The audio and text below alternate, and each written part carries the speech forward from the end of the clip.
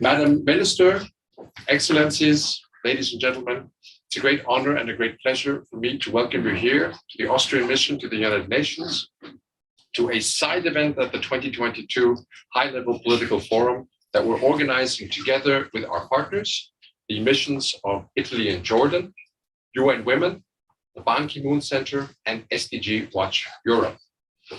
This side event is dedicated to linking SDG 16 and SDG 5 in a time of crisis, women in peacebuilding and justice.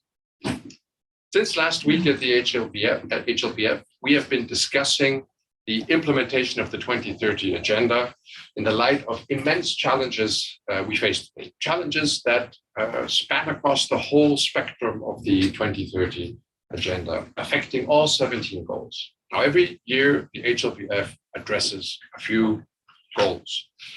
One goal that Austria believes is particularly important and deserves, in fact, to be addressed every year, and in fact, deserves to be addressed constantly, is SDG 16, peace, justice, and strong institutions.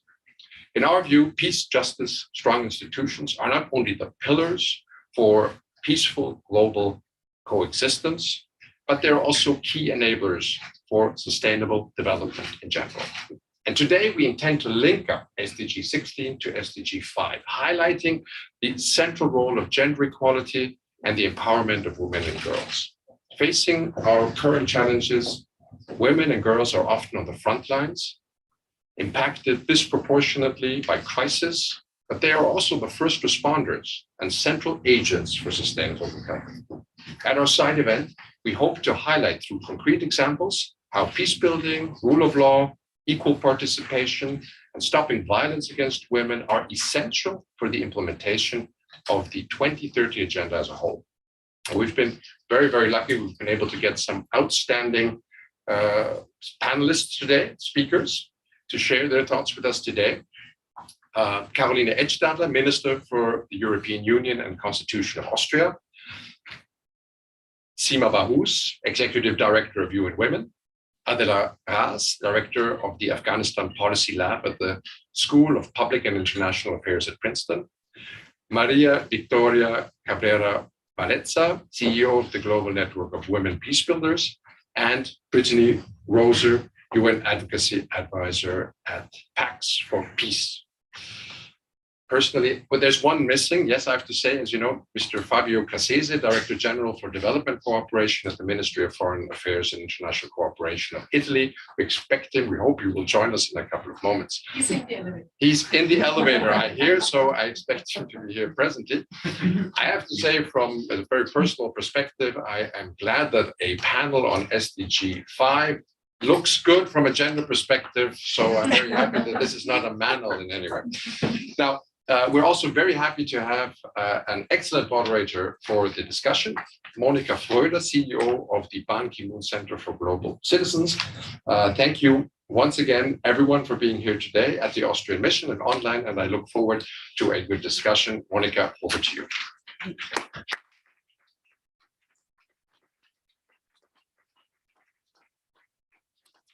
You, Dr. Maschik, Permanent Director of the Austrian Mission here. Dear speakers, high-level, stellar-studded panel, and of course, dear listeners online, but also here in our permanent mission of Vienna to the United Nations, of Austria, not only Vienna, Austria. We are at the high-level political forum, and indeed, linking SDG 16 and SDG 5 is an absolutely essential topic. Why? Because it is the basis for the fulfillment of the whole Agenda 2030. And I have the privilege as CEO of the Ban Ki-moon Center for Global Citizens to work on exactly that on a daily basis. For this event, we were inspired by a quote by you, dear Executive Director, Sima Bahous, because what you said is that actually crises multiply threats, but women are solution multipliers. And what we want to do here today now is to look at solutions that all of you have in store and that all of you are contributing towards.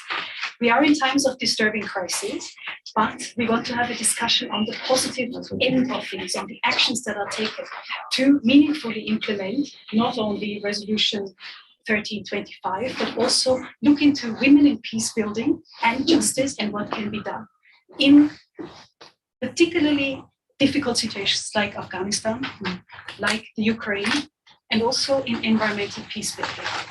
So we're in the year 2022. What can we do now? Where do we stand? And what can we learn from these stellar speakers that have joined us today? The first one that will address us today is no one but Her Excellency Minister Caroline Edstadler. She is the Austrian Federal Minister for EU and Constitution at the Federal Chancellor. She herself is a true gender champion and also a champion of the SDGs. She has had several roles before she became Minister of EU and Constitution, also, for example, State Secretary at the Federal Ministry of the Interior. She herself studied law and trained to be a judge at the Salzburg Regional Court and was seconded by the Federal Ministry of Justice for some time to the European Court of Human Rights in Strasbourg as a legal expert. Dear Caroline Edstadler, the floor is yours.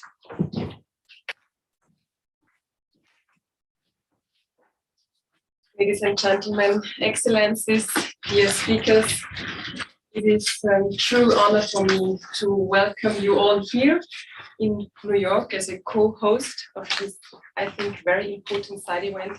And I would also like to address everyone around the world following us online today. The SDGs are inherently interlinked with each other, forming an indivisible system with the three dimensions of social, economic, and environmental development. Therefore, today, we will focus on the linkage between SDG 5, gender equality, and SDG 16, peace, justice, and strong institutions, with the overall aim to establish concrete outcomes to further sustainable development and global justice. I'm delighted to co-host this very special event today, and it is a pleasure that we have the co-host with Italy and the co-host with the Kingdom of Jordan, and I would like to appreciate at the beginning the outstanding diplomatic relations between Austria and Jordan, but of course also Austria and Italy, and I don't know if everyone knows, everyone in this room is, I think, knows, but Italy and Austria, we share a common border. We are very close neighbors, and we are dependent on your sea, if I may say so. A very special thank not only to Madame Fröhlich and a very nice introduction, thank you so much, but especially to Ambassador Axel Maschik. Thank you for opening the doors of the permanent mission of Austria to the United Nations. And this mission is really the embodiment of Austria's deep commitment to multilateralism and its active engagement in furthering our common values. Standing together for democracy, the rule of law, human rights, and equality is required more than ever in the year 2022, as we are confronted by large-scale and long-lasting conflicts that are threatening to globally revert achievements concerning sustainable development and human rights of the past decades. Moreover, the situation of women and girls in general, but particularly in situations of armed conflicts and war, is an unacceptable one, from sexual violence to economic instability. It was already said, women often bear the major burden of war. Marking a milestone development, the United Nations Security Council Resolution 1325 on women, peace and security was adopted unanimously by the Council more than 20 years ago. Two main pillars of this resolution are addressing sexual violence in armed conflicts and increasing women's participation in peace processes and political institutions. The resolution has been adopted and supplemented by further 9 resolutions, despite those numerous written commitments, and in large part due to the non-binding nature to the women, peace and security agenda, its implementation in practice is severely lacking behind. This being said, today's side event is aiming to shed light on the interlinkage between SDG 16 and 5, and it should empower all women and girls in their way forward in this regard. In line with this, We are here today to discuss the specific implications and practical prospects and challenges of women in peacebuilding, with a regional focus on two urgent conflicts, the conflict in Afghanistan under the Taliban regime and the ongoing war in Ukraine. Moreover, we will also discuss the potential and additional benefits that the emerging research field of environmental peacebuilding has to offer.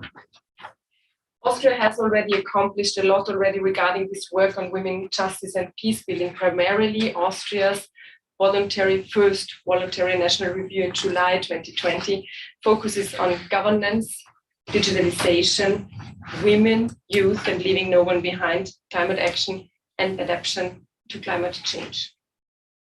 Ever since the beginning of the war in Ukraine, Austria has made concentrated efforts putting together a comprehensive emergency aid package.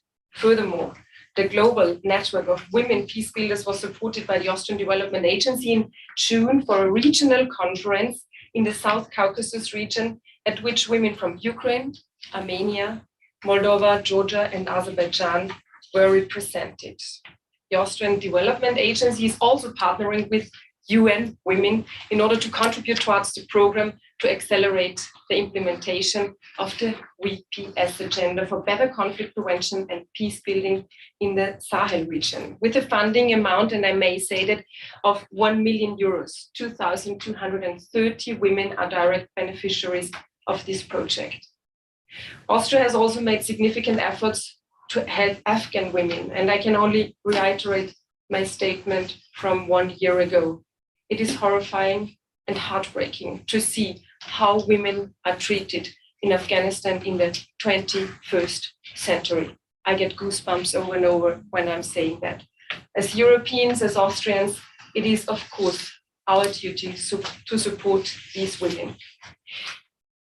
I would also like, even if it has already been done by Madame Fröhlich, I would also like to draw on my personal perspective. Having started my career as a young female professional in justice system, namely as a criminal judge, you mentioned that already, women and justice is by virtue one of a matter which is really lying at my heart. What truly saddens me is that my role in those important and high-level positions in the justice sector, but similarly now in my position as a federal minister in Austria, are not realistic opportunities for many fellow women around the globe, just because they are female. Worldwide, women are still vastly underrepresented in top-ranking judicial positions, including the high and supreme courts and other senior roles regarding the legal profession. And this is why we are here today. We want to strengthen the voice of women. We want to create a momentum for further action by moving the discussion around women peacebuilders into the center. And we want to establish what is needed to involve women in practice. I look forward to a fruitful discussion and urge us all to work together towards furthering justice, peace, and security of women and girls everywhere. Thank you, dear Monica, for moderating our discussion, and I'm looking forward to this discussion. Thanks so much.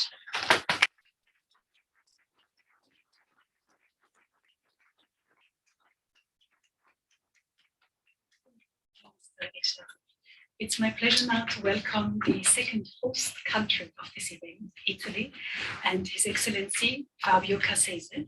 He is the General Director of International Cooperation at the Italian Ministry of Foreign Affairs. And we are very happy that you join us. You also were the ambassador of Italy to Jordan. So there is another link here in the room that we can capitalize on today. So, dear Excellency, please do come and give your statement of central concern. Thank you. Thank you very much. Thank you for the invitation, Mr. Ed Stadler, Madam Executive Director Sami Baus, and all the present ladies and gentlemen. Thank you. I think that over the last years, we all have sought to keep the implementation of SDG 16 very high on the international agenda. It's a crucial SDG, but maybe it's also a sort of enabler for the others SDG of the Agenda 2030. In spite of these very challenging times, we have always believed that a multilateral approach that promotes pacific and inclusive societies, access to justice, and strong and accountable institutions must drive our actions. Of course, the pandemic has been a stress test for governments and institutions, putting their capacity to provide essential services under pressure. Moreover, the events of the last month have shown the extreme relevance of SDG 16 in the current international context, with its goal of peace, justice, and strong institutions. Italy proudly hosted the SDG 16 conference since the first edition, and it became now a consolidated early landmark for all those like us who work in the fields of peace building and development. And at this point, some clear messages were passed. I will limit to three main messages. First of all, inclusion. Inclusion is essential for peace and security and is central to the 2030 agenda. It provides a sense of ownership, rendering the decision-making processes and outcome more solid and sustainable. It also increases public trust in governments, which is critical in fragile and conflict-affected countries, thereby contributing to recovery. On the other hand, exclusion, marginalization, and inequality can exacerbate the risk of violent conflict. In fragile and conflict-affected countries around the world, women and girls are disproportionately impacted, and as the violence experienced during peace worsened during war. Compounded vulnerabilities include vulnerability to natural disaster, abuse, sexual exploitation and violence, impacts on access to employment and education, as well as to basic needs, such as food and shelter, further limiting the potential to engage in public life. It's urgent to include women's voices and increase women's visibility in conflict resolution processes. From design to negotiation to implementation, as the involvement of women in peace processes and in negotiations of peace agreements leads to better outcomes. A gender lens must therefore be brought to conflict analysis and policy making, including specific gender provisions in peace agreements, and increased and sustained the funding to women peace builders at local and community levels. The second message is access to justice.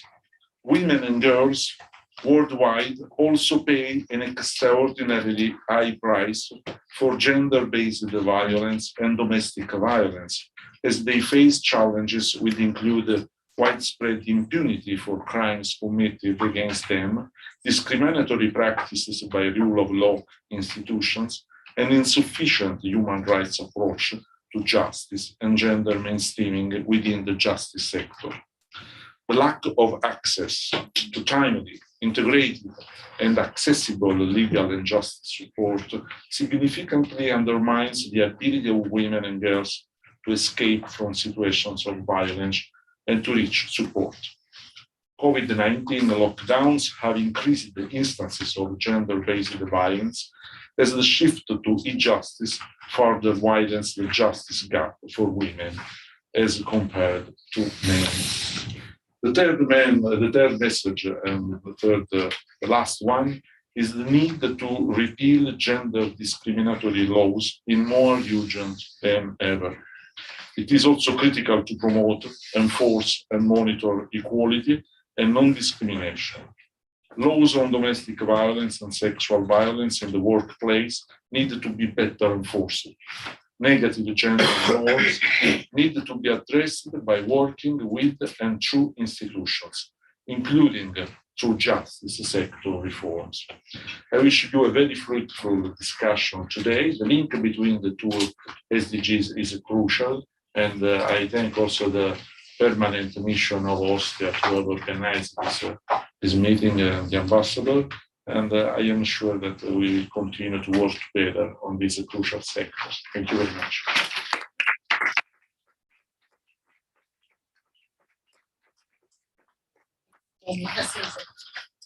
Good to hear about the conference on SDG 16 and its important contribution. Let me give the floor now to our star guest of today, besides the Minister, Sima Bahous. She is the Executive Director of UN Women and is an inspiration to so many women around the globe because of her work, because of her career, and because of the values she stands for. She is a champion of women and girls' rights, gender equality, youth and empowerment, and we are very lucky to have you here. We do know that a pressing engagement leads you elsewhere right after your remarks, but we are happy to welcome your dear colleague, Sarah Hendricks, with us to then discuss with us on the panel. Your Excellency, the floor is yours, sir.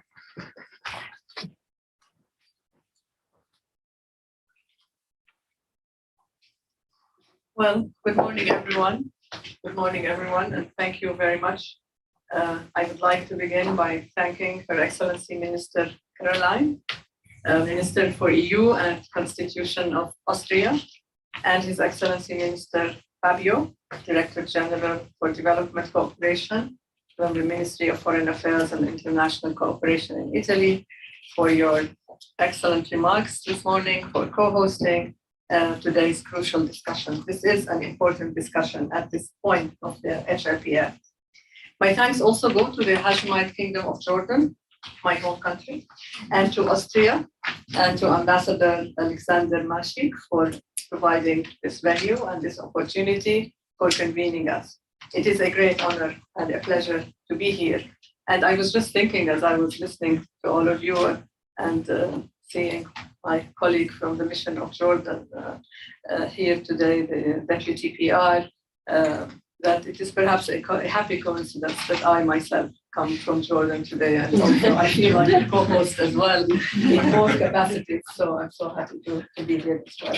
This year, its high-level political forum has considered the particular impacts of COVID-19 pandemic across all SDGs and the integrated, indivisible, and interlinked nature of the goals, as we have heard, and many of you have attended the opening yesterday, and many of the BNRs and other sessions that are being held here at the HLPF in New York.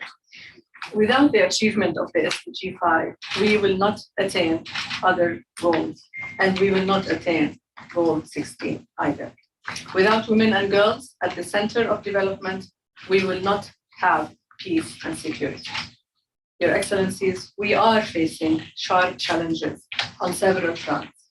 The devastating global impact of conflict, of war in Ukraine, and conflict in many, many parts of the world today.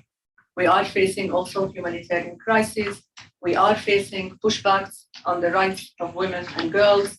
Afghanistan is a stark example and a stark challenge of what is happening to women and girls in Afghanistan and the pushback against their many, many rights. Therefore, we are also seeing in all of this, we are seeing setbacks on the SDGs and on the implementation of the SDGs. The slow pace at which we are addressing the climate crisis is also putting us further off track, and this is an important thing to remember. Hard-earned progress in gender equality and women's empowerment is being undermined by all these interlocking crises. The multiple complex emergencies taking place at this very moment remind us of the fact that women and girls are disproportionately impacted, and they are always disproportionately impacted, while at the same time, women and girls undertake critical roles in support of their communities and of their national economies, in support of the peace of their communities and the peace of their families. The 66th session of the Commission on the Status of Women, which took place this March, recognized the disproportionate impacts of climate change, environmental degradation, and disasters on all women and girls who are in conflict and who are in post-conflict settings and who are in humanitarian emergencies. It produced concrete recommendations for gender-responsive climate and environmental legal frameworks, policies, financing, and data. I applaud the efforts by member states in reaching these agreed conclusions, but now I say we must act on them, and we must act on them immediately. Excellencies, women peace builders and human rights defenders, including young women, play a critical role in building and sustaining peace. Evidence demonstrates that women's leadership and inclusion in planning and decision-making expands the reach and impact of humanitarian aid, accelerates economic recovery, advances gender equality, contributes to more meaningful justice efforts, prevents conflict, and leads to more sustainable peace for all. So I guess we do have the answer. Women must be at the heart of everything we do. Choices made now will affect our ability to prevent and respond to future crises. Climate change poses significant security risks to countries already affected by conflict and instability, where coping capacities tend to be low and gender inequalities persistent. Women are, once again, disproportionately impacted by the challenging availability of natural resources such as land and water. My country, the Hashemite Kingdom of Jordan, is among the top 5 most water-stressed countries in the world. While data is scarce, we do know that women and girls are impacted differently by climate emergencies, including through increased gender-based violence. I applaud Jordan for ensuring that gender equality is a core priority in the Jordan National Climate Change Policy and for their commitment to gender mainstreaming across all climate response actions. Excellencies, we need solutions that integrate environmental, peace building, and gender equality goals and address the complexity of multi-dimensional challenges. I guess there is a nexus there that we really need to understand and not separate the issues from each other. Key priorities, key opportunities exist to advance the protection and promotion of women's rights when it comes to ownership of and control over natural resources and participation in natural resource management and environmental decision-making. This includes better land tenure policies, elimination of discriminatory laws, formal, customary, and informal justice institutions that are accessible to all women and girls. We also know that we need economic revitalization and reconstruction. We know that economic security contributes to women's positioning, participation, and benefits the whole community. This is especially important in the time of post-pandemic recovery, as you all know, and as you all have seen, and as all the experiences of all countries affected by the pandemic, and they are all countries, have shown us. We have always said that women are the solution makers. We have also said that climate change is a threat multiplier, but women, and especially young women, are solution multipliers. Recent programmatic experience in Sudan and Colombia, for example, by UN Women, UNEP, UNDP, and GPPA, indicates that interventions around natural resources, the environment, and climate can contribute to women's empowerment and strengthen their role in conflict prevention and peace building. For instance, in Sudan, the convergence of climate change and conflict has exacerbated natural resource scarcity and is pushing individuals, particularly men, to migrate away from rural villages to seek alternative solutions to faltering livelihoods. In response, women who remain behind have been supported by this project to play a more significant role in natural resource management, as well as conflict resolution of natural resource-related conflicts in their communities, again, rebuilding peace of their communities and their societies and their families. Ongoing efforts undertaken by the Peacebuilding Support Office to examine good practices, gaps, and promising innovations for peacebuilding are highly appreciated and essential to better catalyze future peacebuilding financing. We work closely with the UN Peacebuilding Fund to ensure that gender funding targets are implemented across the UN, and the fund made a remarkable progress by allocating 47% last year towards projects contributing to gender equality and women's empowerment. Equally important is leveraging climate financing to support those affected by conflict and insecurity who are faced with increased vulnerability, which can exacerbate climate-related security and conflict risks. We must ensure that adequate financing for women's organizations and for gender equality priorities remain at the core of sustainable development. This is what we are doing now in Afghanistan, this is what we are doing in Ukraine, and this is what we will continue to do in all conflict areas to support and protect and deepen the value of civil society, women organizations to be able to continue to contribute towards the peace and development of their own community.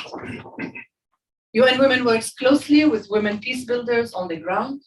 We serve as the Secretariat for the Women's Peace and Humanitarian Fund, an innovative mechanism with civil society being a part of the funding board on equal footing with key donors and UN partners. Since its launch in 2016, the fund has supported over 500 local and grassroots civil society organizations in 26 crisis-affected countries around the world. I thank Austria for being a consistent partner for gender equality, peace, and security. To UN Women and to the Women's Peace and Humanitarian Fund, thank you very much. It is essential that a gender perspective is taken into account when making decisions, applying climate finance instruments, ensuring women's participation in the allocation of financial resources, but also in the participation of public life and in the participation of government at the highest level so that we can make these decisions. This year's high-level political forum offers us a chance to accelerate action for the gender-responsive implementation of the 2030 Agenda Sustainable Development. I invite you all to prioritize integrated action to advance the interrelated goals of peace and security, climate action, and gender equality. This nexus is extremely important and vital for achieving the SDGs, for combining the efforts that we are doing towards all SDGs, but in particular SDG 5 and SDG 16. I look forward to our continued work together with all of you, and I thank you very much for your attention.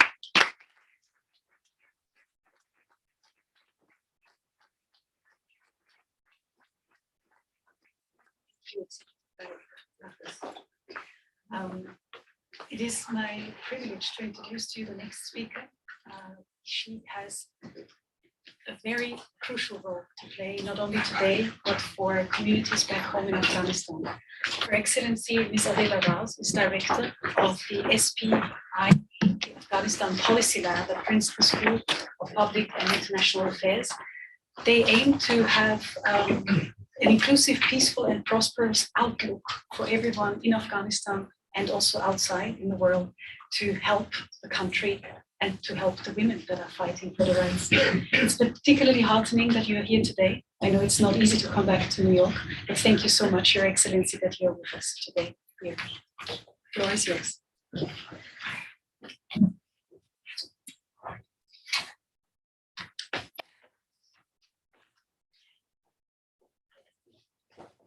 Allow me to first thank Austria, Jordan, Italy, UN Women, SDG Watch Europe, and the Ban Ki-moon Center for Global Systems for inviting me to take part at this side event. It feels good, though very emotional, to be back at the United Nations and have the opportunity of talking about the important issue of linking SDG 16 and 5 in a time of crisis, women and peacebuilding and justice. This is a matter that I and many Afghan women, both back in Afghanistan and around the world, understand all too well. Ever since the takeover of the country by Taliban, since last August, women have been taking the streets to demand their rights not to be taken away again. These efforts have unfortunately been futile. We have seen that the current regime is enacting policies after policies seeking to erase what we have worked so hard to build over the past 2 decades. This will result in creating a system in state institutions that ignores the needs and demands of half of the population in the country. And for sure, in a society where half of the population are women, such action will never lead to a lasting peace or sustainable development, which are directly linked to our discussion today about SDG 16 and 5. If we look in the case of Afghanistan and Ukraine, the irony is that one state is going once again to the war situation for its women because of existing regimes, policies, and decrees, versus the other, where the state is going through an active war. However, the similarities among both are that these are man-made disasters. These are the situations where any sustainable development goal could never be achieved. There is much data and evidence available for any society, regardless of being a conflict-affected country or not, to progress economically, to sustain environmentally, and to live peacefully. Women must take part in the country. I believe we have arrived to change the narrative about what women's rights or what women's rights should be, because it should be beyond rights now. It should be about functionality of a society, a healthy society, a peaceful society, a prosperous country. Today, if we simply look into countries that have the highest level of prosperity, then you will find a correlation among the countries that have less gender gap and high-level women's engagement in the country. I guess sometimes we're so narrowly focusing on the GDP growth.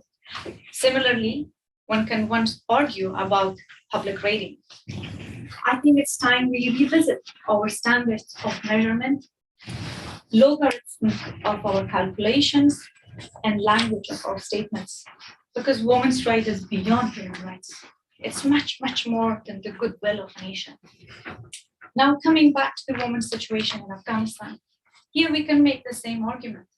It's not simply a good thing for the regime to eliminate the ban on girls' education, but simply the need and necessity for governance, for a peaceful society, and for a prosperous country. Afghanistan today is facing its worst economic crises. Country's isolation from the rest of the world, collapse of its banking system, shortages of food, absence of health providers, and the devastating environmental degradation have led to a humanitarian crisis and a famine. It's a catastrophe. The magnitude of this devastation is much bigger than the UN or the international community being able to respond. There must be smart economic decisions by the regime, including tapping on the potential and ability of half of its population, meaning women, which right now are banned to work or be educated. It's 300 days now that girls are closed, girls' schools are closed in Afghanistan. This is and will not be sustainable. We cannot allow the backsliding of gains made in the last 20 years. In the international community has a fundamental role to play in protecting our achievements by remaining vigilant and continuing to echo the voices of Afghans, particularly women and girls. They must support solutions that are inclusive of all segments of our rich and diverse Afghan society, and which are written by and for Afghans. This is one of the goals that we sought to fulfill when establishing the Afghanistan Policy Lab at Princeton School of Public and International Affairs. This is a center that brings together fellows from Afghanistan, hailing from different backgrounds and sectors of society, to analyze and devise Afghan solutions to the problems affecting Afghans. Here at the end, I once again wanted to emphasize that working towards SDG 16 and 5 requires the understanding that its achievement will never be possible without the inclusion of all segments of an affected population, particularly women and minorities. Dear colleagues, I think we live in the worst time of our lives. The world is going through some very uneasy intervals. For instance, we're starting to question the essence of democracy and the need for a multilateral system. The question shouldn't be these, but rather we need to ask that how we can empower a pluralist society which could utilize the best of a democratic system, or how to empower and enable a strong effective and responsive multilateral system responding to the crises of 21st century. We are in an era that anything we have taken for granted could be taken away from us. Therefore, we than never ever before must work towards the blueprint of our UN Charter. Period. I thank you.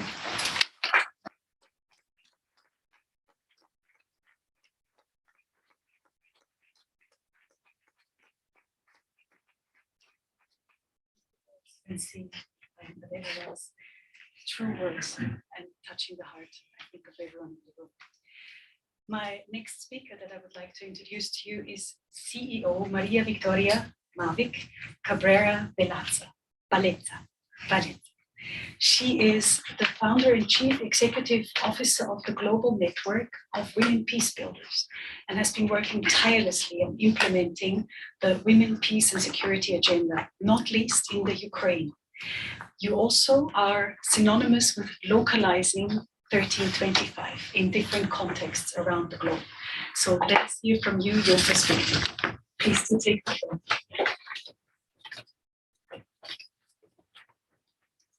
Thank you so much, Monica.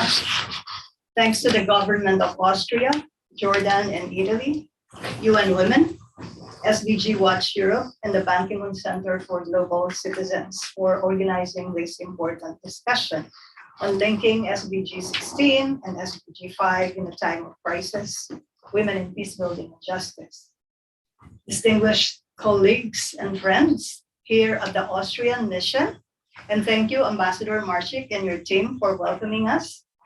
And warm greetings to our online participants. Indeed, with support from the Austrian Development Agency, the global network of women peace builders has been working in different oblasts of Ukraine or regions on the implementation of the Women, Peace and Security Agenda and sustaining peace. From advocacy for the NAP, National Action Plan on Women, Peace and Security, in coordination, of course, in fact, with the leadership of national and local women and youth peace builders, to localization, taking it out of New York, taking this groundbreaking international law out of New York, to the capital, from the capital to the local communities that are directly affected by conflict and crisis, to monitoring and evaluation and partnering with the media to raise broad public awareness and generate support and guarantee accountability. I should also mention that a lot of this work is coordinated with and supported by UN Women. At the onset of the Russian invasion in February, local women peace builders in different parts of Ukraine instantly became humanitarian actors. Clearly, it is in the DNA of local women to respond to all forms of conflicts and crisis. It's the women who hold their families and communities together. The experience in Ukraine validates that localized, decentralized humanitarian response is the most effective modality of intervention and in an emergency. And this is also validated by our experience of working with local Afghan women peace builders and youth activists who persist and continue to assert the rights of women and girls. Now, on current peace building effort amidst the war in Ukraine, Ukrainian women peace builders, very impressively, but not surprisingly, are working with their government on the implementation of their second National Action Plan on Women, Peace and Security. And the National Action Plan has shown that it can become an instrument that helps Ukraine respond better to the crisis and mitigate the impact of the war. Now, on the question, how can the participation of women in peace and justice be promoted in a crisis situation like Ukraine? I have two recommendations. The first one, support the documentation of sexual violence and other war crimes committed against women. And in doing so, make sure that local women peace builders and women's rights organizations are equipped to contribute to the documentation so that war crimes that happen in remote rural communities are not forgotten. And ensure that documentation is done systematically and ethically, and that support such as medical services, including reproductive health care and psychosocial counseling, is provided to victims and survivors who very courageously share their stories. This is the only way that documentation can lead to prosecution and to the attainment of justice. My second recommendation is to provide political as well as financial support to women peace builders and activists who are struggling to continue humanitarian support, peace building work, and defend women and girls' rights and promote gender equality against increasing attacks. Women peace builders and activists remain underfunded, and they are also vulnerable to targets of Russian aggression. So I'll end here, and I thank everyone for joining us in this important discussion, and I would like to acknowledge two members of the Global Network of Women Peace Builders Board, Senator Mary Lou McFedran from Canada, and Dr. Rima Sala.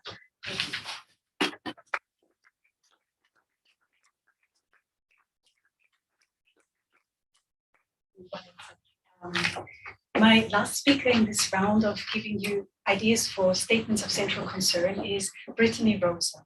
Brittany Rosa is our one representative of Pax for Peace. She's in the UN advocacy field and has extensive experience in international affairs with civil society. Today, she's our voice for the newly emerging field of environmental peace building. And we are keen to hear your observations because environment and climate becomes ever more important. So Brittany, over to you for your insights.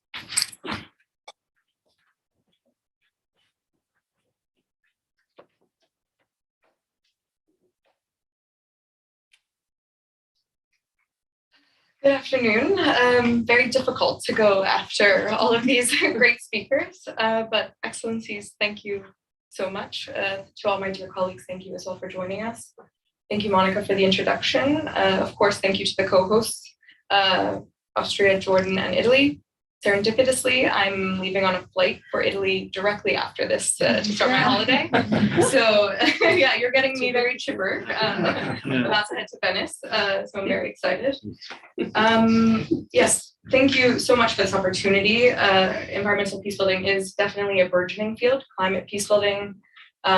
We've heard very much already from Her Excellency Sima Bajos on the nexus of climate, environment, gender, and conflict. So I think my job again is made much easier today. So maybe I'll first start by telling you a little bit about PAX itself and the work that we do, which is not solely on environmental peace building, but really looking at these nexus groups. PAX is a peace organization first and foremost. We have a very flexible mandate, so that allows us to deal in human rights, in justice, in peace building, of course, in peace and security issues, protection of civilians issues, disarmament issues. So we're very able to look at conflicts and post-conflict settings and adjust to what we think is the most impactful for that setting. And it is actually through the engagement of local peace builders, local partners, local communities in conflict settings where we really noticed a demand and direct impacts of conflict on the environment and on civilian lives and livelihoods from conflicts. As we've heard quite a lot today, climate change, environmental degradation, they are threat multipliers to civilian lives and livelihoods, especially in conflict. But yet women, of course, are, solution multipliers. Despite their increased vulnerability to climate change, women are resilient and should not be seen only as victims, but also uniquely placed to be powerful agents of change, as we've heard in the situations of Afghanistan and Ukraine, and as our partners from PAX in Colombia, South Sudan, Iraq, Syria, etc. For example, in the Catatumbo region in Colombia, a group of rural women who were victims of the armed conflict created the Associative Group of Women for the Countryside and became guardians of the environment. These women practiced sustainable fish farming to become economically independent, organize cleaning days on the river, and go door to door raising awareness around the importance of protecting the territory within the community. This not only promotes sustainable practices that benefit the environment, but also builds social cohesion and women's independence in the wake of armed violence. Mainstreaming the environment, peace, and security agenda, which includes, of course, environmental peace building, climate peace building as well, with a gender lens throughout the UN system and in multilateral peace efforts more widely, is crucial for improving human security and sustaining peace long term.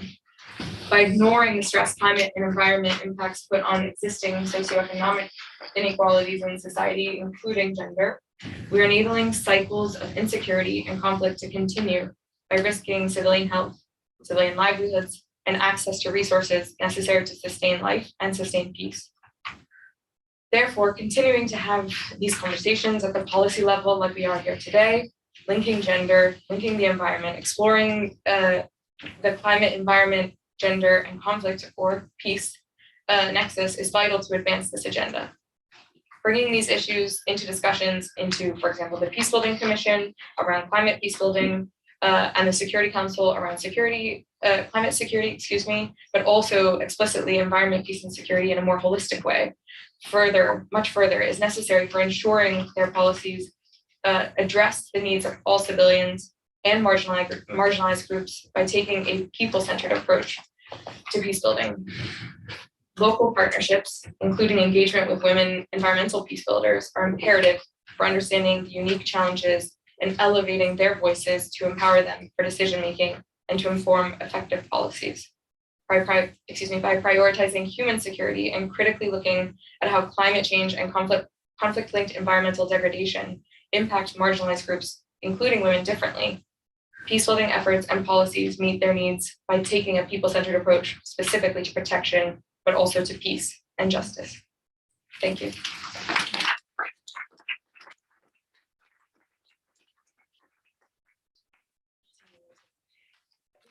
It's now time that we enter into a discussion with our distinguished panelists. I encourage you to also post your questions online when you're listening to it. But I would like to start immediately to open our panel discussion with a question for hope and solutions. Dear Minister Edstadler, you're yourself a civil lawyer, you're trained as a judge. What would be for you indications of hope that we have heard today, or maybe even from your own experience and your career, for women in justice and peace building? Where do you see solutions? Well, first of all, hope never dies. And as long as we can have panels like these with very high-standing, engaging, and ambitious women, supported by a man, and I have to say that we are not working against men, we work with the support of men, and there is hope.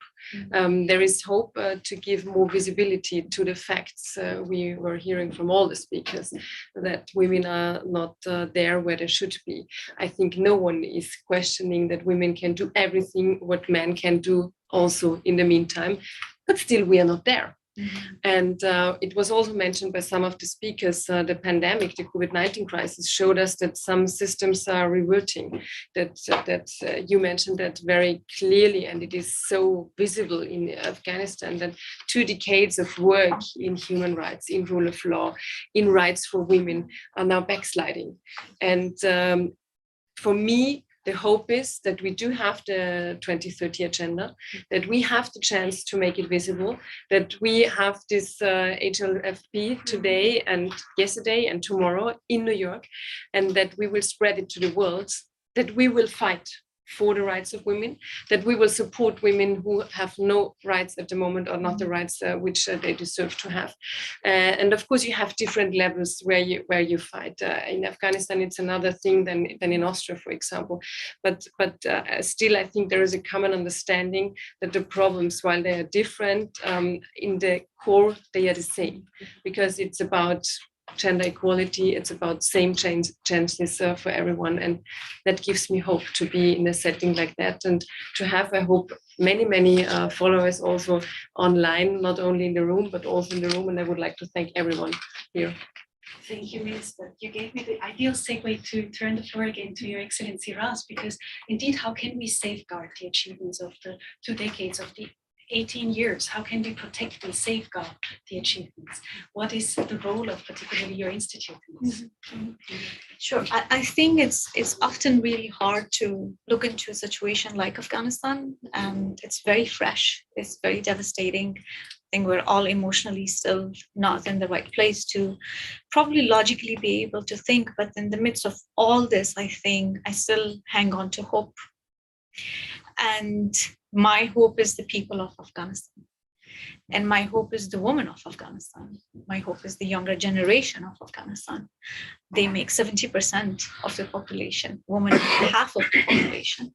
And these were the 2 drivers of change in the country for the last 20 years. And when I stated that it's impossible for a government, for a regime, for a structure to survive when more than half of its population is not in the forefront of the society to really make the change that the country needs to make, I think that's truly impossible to sustain. So, as I said, for us and our work, we really want to make sure that the current grayness does not really distract us. We really hang on to those who are inside the country, because I always say, look, yes, some of us have been able to leave, whatever that number is, 50,000, 60,000, 70, 80 or 90 after last August. But there is about 38 million population and people that still live inside the country. And that's, to me, is, I think, tragic, but at the same time, pretty strong in moving. And that's where we all have tried to focus our energy and try to look into what can we do to make sure that not only they survive, but they stay optimistic. That is wonderful. And my segue, I will take questions from the floor, but in a moment, because I do want to introduce to you Sarah Hendricks, who has joined us from UN Women's side. She is the Director of Program and Policy and Intergovernmental Division at UN Women. And she is also very knowledgeable about, for example, foundations work. She was with the Gates Foundation before as a Director of Gender Equality. And I know that you are now standing in here for UN Women. Thank you for that. I'm wondering, UN Women has done such a lot, and you even built coalitions of like-minded. I came across the multi-stakeholder action coalition on climate justice, for example, but there's so many more efforts. In response to what you have heard from Minister Stadler, but also from our speakers before, what do you see as UN Women's probably current most important contribution? Yeah, thank you so much for the question, and it's really a delight to be here. I'm both inspired but also humbled by the speakers right across the group, and it's an important conversation. In terms of the question on UN Women, many of you might know UN Women has a new strategic plan. And in fact, women, peace and security is front and center in our new strategic plan, as it was in our previous strategic plan. And so we have maintained and in fact expanded our focus and our efforts on peace building as a core part of delivering across the spectrum of rights that are central to women and girls' lives. Some of the ways that this translates into practical action is through partnerships. And so our partnership together with the UN Peacebuilding Commission is one in which we're very proud of, particularly because we're seeking to drive a critical gender strategy and action plan to ensure that gender is at the heart of peacebuilding efforts. How does this also translate to change on the ground? Again, through partnerships. And many are partnerships that are here around the table. Our partnerships with local women's organizations, with local women peace builders, are an important part of how we deliver on results. And a good example of that, our executive director, Sima Bahous, highlighted in her comments through the Women, Peace and Humanitarian Fund, which has funded over 500 local women's rights organizations, civil society organizations in over 26 countries around the world. And finally, allow me just to mention the UN Peacebuilding Fund as well, something where UN Women brings an important gender lens to ensure that investments made on peace and security drive change that matters in women's lives. And so this has made remarkable progress in terms of ensuring that allocations are focused on gender that amount to 47% of the total allocations. And these are advanced through UN Women's efforts to include gender targets in such mechanisms, inclusive of the UN Peacebuilding Fund. I hope this gives some examples very practically of the work that UN Women does. Brilliant, because practical examples are the things that people remember when they're listening to a panel. Therefore, I want to turn again back to the Global Women Peacebuilders Network and the practical implications for women in Ukraine on the ground. How do you engage with them? Like, what's the stories that you hear from women in the Ukraine, what they would need at this point in time? Where are the solutions? Okay, the dominant stories that we hear from Ukraine is about resilience. And all over the media and unfortunately, even in Security Council briefings on Ukraine, it's a lot about how women are victims, how women are affected. That is true. That is true. But we need to emphasize, and I believe it's missing in most of the messaging in the international community, is that women and young women are not passive victims. And as I mentioned in my remarks, they are the ones who are holding their families and communities together. For the first 6 weeks of the invasion, all of those who responded instantly to the crisis are local organizations, especially women peace builders. And here I would like to message to our dear minister that we're so grateful to Austrian Development Agency and our other supporters for giving us the flexibility to modify our implementation, including our budget, because I was saying before the invasion, we were working on localization. We had draft local action plan in Donetsk, in Luhansk, in Zaporizhia, and then all of a sudden you read in the news that those are the Republic of Donetsk or Republic of Luhansk. And so that was cut abruptly, but when the local women peace builders that we work with, they did not even take a pause. It's in their DNA. Okay, I know who needs food among my neighbors. I know who needs to be brought to the hospital. I know who needs to see her relative in that other oblast.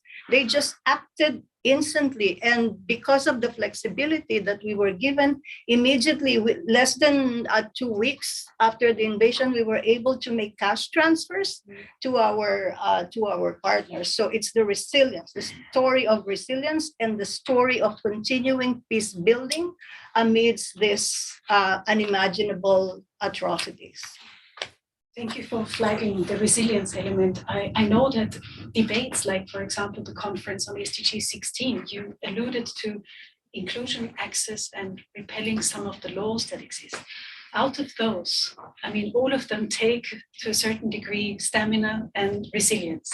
Out of those, dear Ambassador Kasese, what would you say is the most important and why, even responding to what you have heard from Afghanistan, Ukraine, UN Women, from the perspectives now? What do we have to put a priority on? Is there one above the other? But I think that the main priority in these times is to really involve women in peace prevention and peace resolution. Of course, the resolution 1325 is still there, waiting for full implementation, and we need to accelerate this process. For instance, Italy, during the presidency of G7 and during its mandate at the Security Council in 2017, focused a lot on this issue. We also launched the Mediterranean Women Mediators Network. That is one of the many networks that are in the global one. That is, it was a I think a good combination of our geographical priority in Mediterranean, that is a region crucial for global stability and peace, and our priority concerning the empowerment of women and the resolution of conflict. And this is a very effective instrument because it's an attempt to, as you showed, involve women from the beginning in the peace discussion for a simple reason. It's difficult to do, you already mentioned, but I think that women, for their social, cultural, and economic role, they know the reality better than often than men. They know the deep reality, and so they can find a solution, compromises, and accommodation much more than men. So participation is essential, and also, as was said, we of course see women in conflict as victims of violence, victims, but we need to revert the approach and to see women as actor of change, possibility of realize a change that is maybe much more important, because we need to protect women, but we also need to give the power to change the reality. Yeah. So, couldn't agree more. Women are change makers. They are making the things happen on the ground. And I think, Brittany, you can give us examples of how this already happened in particularly the field of environmental peace building. You gave us one already in your speech. Do you have another one where it illustrates how women have shifted the needle? Sure. I think one important thing to think about is that here in New York and in capital policy discussions, we often think of it as a peace-building discussion, a human rights discussion, a justice discussion, but local peace builders are also human rights activists, are also environmental activists, are the ones on the ground doing everything it takes to improve the conditions of their lives, livelihoods, and of the lives and livelihoods of those that they care and love, or that they care about and love. And so very often we see many different things that might be seen as environmental activism, but it's really looking for environmental justice, environmental governance and capacity building, human rights activism, but really also looking at, for example, reforestation policies in Syria as a means of just achieving livelihoods. Once again, these are women and men working together, they're peace builders working together, they're activists working together, looking at, for example, cleanup of toxic remnants of war after attacks and the recapturing, let's say, of Mosul, for example. Then there needs to be sort of these training and education and awareness programs that come in, and local peace builders are the ones actually clearing debris off the road to ensure that they are able to take their kids to school safely, to make it to the hospital safely. So I could give you concrete examples, but really it's all around in every conflict where there are peace builders. Very often you'll find where there is, if there's a climate shock, then there are peace builders. There are local communities banding together and combating each of these in their own way and doing what it takes contextually to achieve this. Again, natural resource mediation, reforestation programs, oil pollution cleanup, even environmental justice, for example, the case of London, in the London company in the Swedish courts due to pollution in South Sudan, many examples. It's wonderful that you say that, because peace building obviously is so broad, and we often don't think about the natural disasters with the ripple effect on female change makers and their kids. So very important to see the broad spectrum. And as climate hazards are occurring more frequently now everywhere, food crisis, we see what happens to families, to, again, women carrying the brunt of the burden, will become more important. Allow me to collect some questions from the audience. I saw a hand up here and another hand up there. So please do at the last row, first question, and then I'll collect a couple of more. There is no microphone, you have to shout. Okay. Yes, thanks to my wonderful Canadian MP colleague, Mary-Lou McKeevan, I had a chance yesterday afternoon to learn already much more about the great work the Global Network on Women Peace Builders is doing. And I'm also proud that it's supported with Austrian taxpayers' money. And as chairperson of the Austrian National Assembly's Subcommittee for Development Cooperation, I think we have a lot of testimony that this money is very, very, very well invested. And I think it should also be, on the one hand, motivation to continue this support, and on the other hand, also motivation to increase or to put more efforts at the debates we have in Austria to increase our development budget, because there are so many valuable things that are happening, and I hope that we really can continue this great cooperation. We bilaterally found a dozen of fields that we could cooperate in the future. So thank you very much. There's more comment than a question. I do see another one who raised her hand. Yes, in the black blazer, please. Do identify yourself, please. First of all, thank you very much for all your ideas and remarks. My name is Alicia Rando. I'm the Youth Ambassador of Trans Diaspora Network and NGO in consultative status with ECOSOC. This has been a very interesting panel for us because in our organization we work with culturally diverse youth, and one of the SDGs that we advocate for is SDG number 5, gender equality. Even though there's been progress both in access to education and in school enrollment rates at all levels, according to UNESCO's annual Global Education Monitoring Report, only 66% of countries have achieved gender parity in primary education, 45% in lower secondary education, and 25% in upper secondary education. So my questions for you are, first, what kind of policies would you like to implement to ensure the access to quality education to every woman? Because education is a right and it should not be just a dream. And I truly believe that SDG number 4, quality education, is key in order to achieve the rest of sustainable development goals. And second, how would you support the leader role of women in society in communities that may not have integrated yet gender equality? Thank you very much. Thank you so much for this question. Do we have another short one, maybe, that the panel can possibly react to? Yes, please. I'm one of the 1, 2, 3, 10 men around the room. So I consider myself an ally, especially being a man of color. Most of the time when we talk about women and men, we talk in one color. And we don't get into the reality that there is women that sometimes live in societies that don't even practice empowerment. And their reproductive rights are taken away, especially women of color that live in the developing countries. So when we present a picture of women in this peaceful environment, we don't take into consideration that women are at work all the time. Even when there is peace, they are fighting for their little ones. They have issues within the family. So also we have to take into consideration that, that the concept of women have been enlarged. So it's not only women protecting the family, but also women taking into other roles that are not necessarily associated with women. So when we talk about the concept of women, we should consider I don't know if it's right to say the heterogeneity of the concept. We have to get into consideration that there are men that believe are women. You know, and sometimes when we have that discussion at the UN, we talk from a very binary point of view. So my question, allow me to get there. Yeah.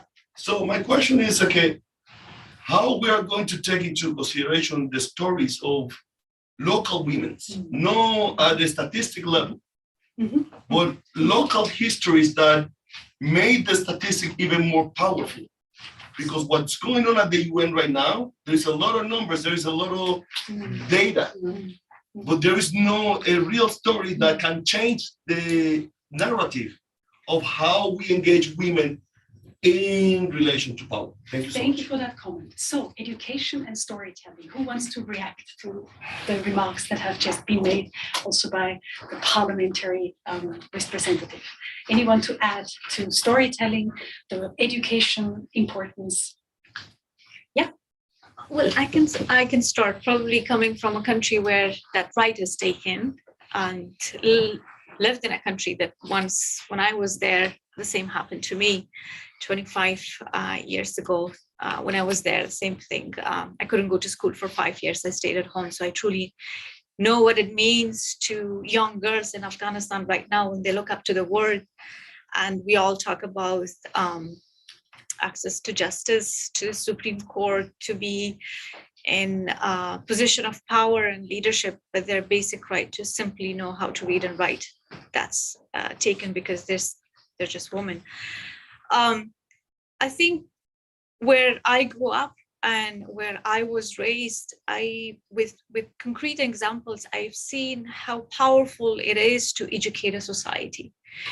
And how much of it sometimes, and it's not only the level of education, I think the quality of education matters the most. We also have seen times where our curriculums were adjusted to the political structure of the country. And that generation, when they graduated, they had a different view compared to the generation that had greater and diverse curriculum. So I think even in an advanced society, when we're talking about education, sometimes I think we also take that for granted, that it's not only the education, it's the type of education and the level of education, and especially in the 21st century.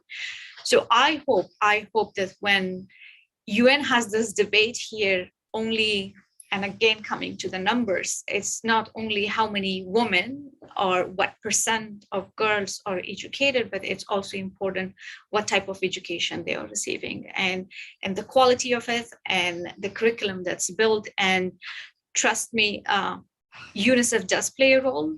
There was a time we received books that were designed by UNICEF, and that really the result of it was a generation that's today in power, which is the conservative ones, because our books only taught us the black and white and never taught us about the grayness of the world. So thank you. Quality of education. Thank you for that response. I would like to take the opportunity to give one last opportunity for each and every panelist to give us 1 or 2 sentences about what you want the audience to leave with today. And I do have 2 speakers still after the panel is coming to the closure. One who will respond to your statements, and then of course the Hashemite Kingdom of Jordan, who has fortunately hosted this event with us, will do concluding remarks. But so like a flashline round of what do you want as your one message to leave the audience with for this discussion that we had here today. And maybe Brittany, allow me to start with you. Oh, I thought I was going to have some time to formulate my thoughts, but okay. Thank you. Again, thank you everyone for your attention in light of time. I'll just say, I think really looking at the nexus of environment, conflict, climate, and gender, super, super important, and really looking at inclusivity and holistic peace building for sustainable development and sustainable peace is extremely necessary at the policy level, but also incorporating this all throughout the UN system, the international system, and inclusion of local peace builders as well. Thanks. Dear CEO Paletta. Thank you. The starting point and the end goal of our work on SDG 16 and SDG 5, and in fact the whole 2030 agenda and the Women, Peace and Security agenda, is women's rights and gender equality. It's the starting point and the end goal, because we are able to provide all of this insightful, this profoundly meaningful thinking on how do we respond to crisis and conflict and environmental injustice because of the wisdom of local women peace builders and youth peace builders. But they are not given the same importance. My easy example, and because it was also pointed out by in the earlier intervention, during COVID, 80% of the caregivers of the healthcare workers are women. But across the 193 member states, only 14% of ministries of health are headed by women. So just the point to illustrate that our starting point is women's rights and gender equality, but we can only have a civilized world if our end goal is women's rights and gender equality, where there is total gender parity in decision making, policy making and decision. That was a very long but important sentence. Thank you so much. I will be very short. Don't forget the woman of Afghanistan, and don't expect we accept the status quo, because the status quo is not the normal for us.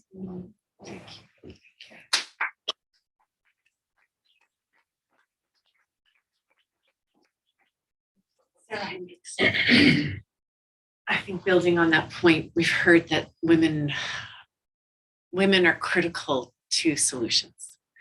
And so we must invest in women-led peace builders, in locally led solutions. That's what will lead to sustainable peace. And without that investment into women-led solutions and women peace builders, that sustainable peace is fractured. Thank you, Sarah. Ambassador Cassese. But I think to not repeat other ideas, maybe one word that was mentioned is localization. I think that I heard in these days localization of SDGs, localization of humanitarian aid, and also localization of a peace process led by women. So I think that we should focus on the real community and field level, working with the women to really find the solution. So thank you. Close to the storytelling as well. Dear Minister Echtadler. Well, as we are sitting here, we are really privileged women, but also men. But first of all, we should never forget that this is not naturally given, that others reached and achieved that for us. And secondly, we should never underestimate our roles as role models. I think that is really important for everyone, in no matter which quality they are fighting for their rights. Thank you. Bernhard Stanner-Hüttner has the right of response. He is from SDG Watch Europe. He has listened carefully to our debate, and he wants to shed a light on his insights into what has been said and his perspectives. Bernhard, over to you. Thank you. Thank you very much, Monica, for handing over. Dear Minister, dear Excellencies, dear distinguished audience and friends, I'm representing SDG Watch Europe today, one of the biggest CSO groups in Europe. I'm also was inspired, as it was said, and humbled by the discussion today. One of the best discussions I've ever been to. What I learned was that women bear the burden of armed conflicts and wars. They are disappropriately affected, but also disappropriately contribute to rebuild societies and countries in the aftermath. We heard about recent conflicts in the Ukraine. We heard about long ongoing conflicts in Afghanistan. It was horrible to hear that girls cannot go to school more than 300 days now. And all of these conflicts are man-made. We heard about the interlinkages between SDG 5 and 16. We also learned, I learned, that without 5, we cannot achieve 16, and how important it is. And the most important thing I learned was women are at the heart of everything we do. I repeat, women are at the heart of everything we do. Climate change and conflict-based environmental degradation multiplies conflicts, but on the other hand, women multiply in conflict solving. Women should not be seen as passive victims, but in the center of solutions, being in the center of solutions. I learned a lot about local developments. Local women hold families and communities together. Women peace builders and human rights defenders. And we heard these great examples from Sudan about natural resource management and climate financing, and always with a female perspective. We learned about Afghanistan, the strategic partnerships, also supported strongly by the Austrian government and many others. And we will not forget Afghanistan. I can assure by SDG Watch on behalf of SDG Watch Europe. We heard about Ukraine, Women Peacebuilding Action Plan, about and how important it is to systematically do a systematically documentation of war crimes against women, and also how important it is political and financial support. We heard about Colombia as well, and eventually, I think it's very important to say that inclusion is essential, also including conflict analysis and solutions. Access to justice is incredibly important and paramount, and also to fight gender discrimination in laws. As our minister said, hope springs eternal. I think this was very well said, to achieve gender equality. And we need women's and girls' wisdoms. And I want to thank you very, very much.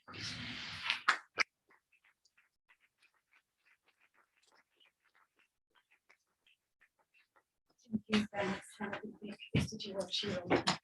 It's my pleasure to give the floor to the Deputy Permanent Representative of the Hashemite Kingdom of Jordan to give us his concluding remarks before you hear my final thanks. Over to you, dear Deputy Ambassador. Thank you. It's a pleasure to be here with you, and Brittany was complaining being the last, but try close to much. I'm humbled by the audience, by Your Excellencies, the presence, and I owe thanks to His Excellency the Ambassador and co-hosts for this event. You have been a lovely host for many remarkable events, Excellency. Thank you very much for that.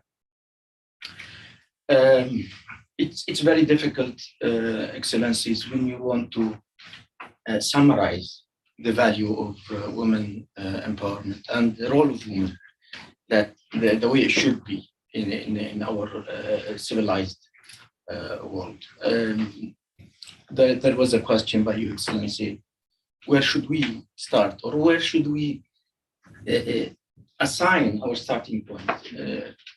Now we are talking about women empowerment. I think this should have been ages ago, and we are a bit late to this. Being the part of a society that has never been fully utilized. Now, recognition of being a catalyzer for a family, for the society. I think that to start, we need to hit first the societal change of values. Education is very important. Women have been always a sign of raising generations in many societies. It's almost the case that they are the sole raiser of generations. I came from this background, so I can hear you, Excellency, when you really highlight the importance of women. Excellencies, you have been touching a lot of issues. One of them is inclusion. The inclusion is not only an instrument. It should be there as an essence of involvement of women. Access to justice should not be a question. They have the right. They should be empowered, even in the legal and legislative reforms. It's included. It should be embedded.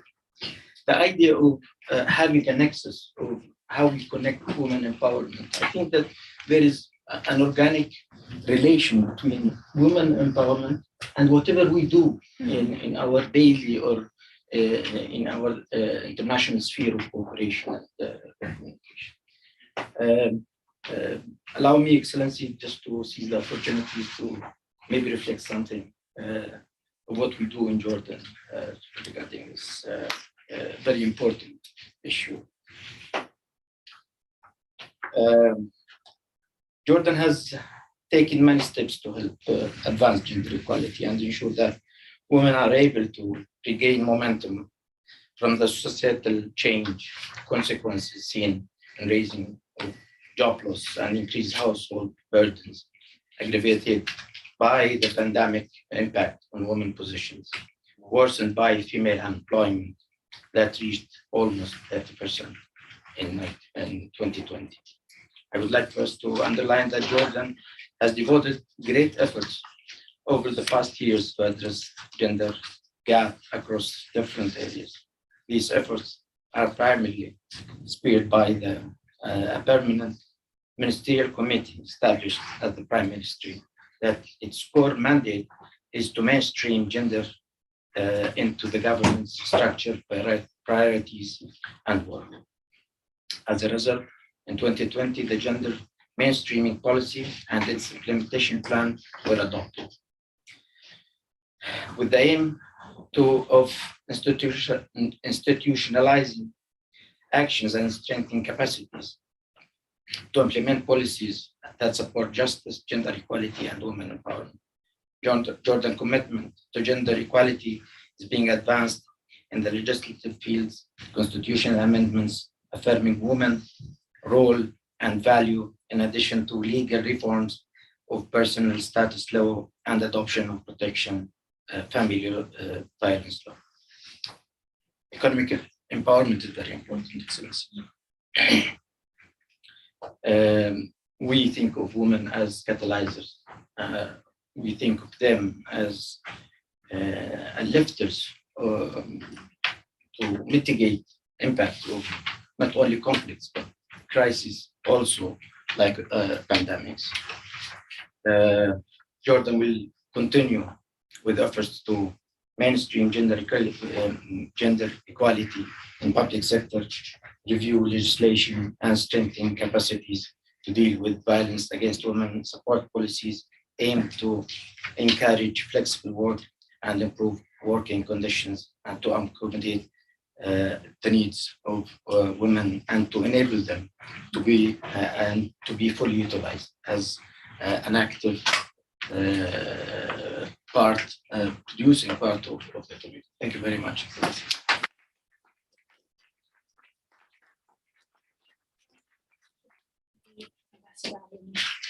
We are running late, but give me the chance to say thanks. Thanks to the team that has been working at the backgrounds to make this all happen. The team from the Republic of Austria, team from the Hashemite Kingdom of Jordan, the team from UN Women, the team from SDG Watch Europe, and of course the Ban Ki-moon Center team that have made it possible.